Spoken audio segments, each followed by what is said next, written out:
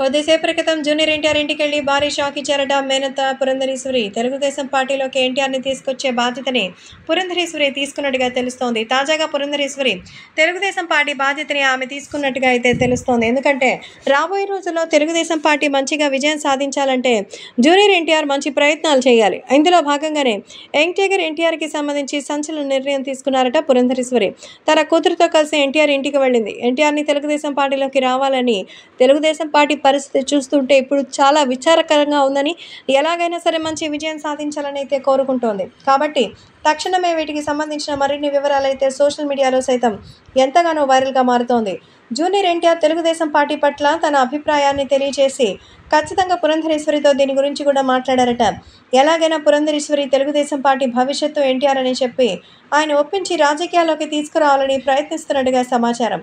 కారణం ఏంటంటే ఇప్పటికే తెలుగుదేశం పార్టీని బీజేపీతో మిళితం చేసి ఓ పక్క జనసేనలోకి చేర్చింది కూడా పురంధరేశ్వరి అనే సమాచారం.